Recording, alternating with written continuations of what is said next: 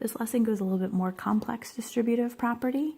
Remember, when we're distributing, we're multiplying, and we're passing what's outside parentheses. We're multiplying to everything inside the parentheses.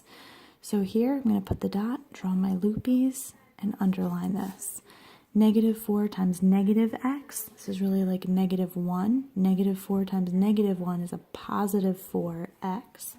And -4 times a -3 is a positive 12. When we have a situation like this, you're going to see we're going to just multiply the numbers. So in this example, 6 times 2x and 6 times a positive 4.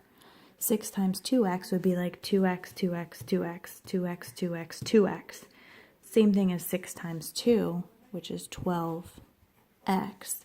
And 6 times a positive 4 is positive 24. In the next one, you might need to use your calculator on some of these. This one we can do mentally. Half times 4x, what's half of 4? That would be 2x. And half of a positive 6 would be half a positive 3, because 3 is half of 6. In this case, we have a 3 outside. I'm going to underline that -9 or -9. 3 times 8x, 8x, 8x, 8x. So that's 24x. And 3 times a -9 is -27. In example 5, a -3 is being distributed. It's going to a -2x. -3 times -2, x is a positive 6x. And -3 times a -4 is a positive 12. In this last example, we have 8x on the outside. We're going to distribute it to the 4m and to the -3. 8x times 4m. So with this one, we just take the numbers. 8 times 4 is 32, and we're going to do mx. We're just multiplying the letters that are there, and we put them in alphabetical order, which is why I did the m first. 8x times a -3 is a -24x. In the next part, we're going to talk about undoing the distributive property. It's actually called factoring. So what you can think about is everybody has trash, and on trash day, we all put our trash outside. We're going to try and look at these and figure out what is the trash that they can put outside. In other words, what's the thing they have in common? So if I looked at a 4h and a positive 8, the thing that they both have in common is a 4. So I'm going to put the 4 as their trash outside. Now I have to think to myself, 4 times what gives me 4h? Well, 4 times an h would give me 4h. 4 times what is going to give me a positive 8?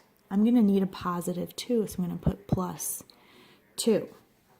Once I've taken the garbage, I've factored it out, I can actually go back and I can redistribute to check my answer. 4 times h is 4h. 4 times a positive 2 is positive 8. It's what I started with, so I did it correctly.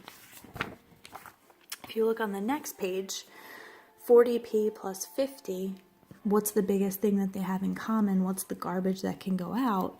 That's a number 10. You can pull a 10 out of both of them.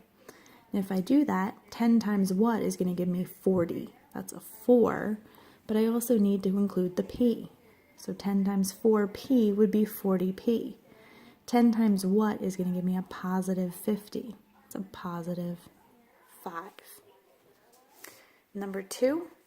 Biggest thing they have in common, what can I pull out, is a 30. 30 times what gives me 30? 30 times 1. And 30 times what gives me positive 30j? That's positive 1j, or we can just write it as j. In 30x plus 20, the biggest factor we can pull out is a 10. 10 times 3x would give me 30x. And 10 times a positive 2 would give me a positive 20. In the last example here, they can pull factor out of 4. 4 times x is 4x, and 4 times a positive 4 is a positive 16.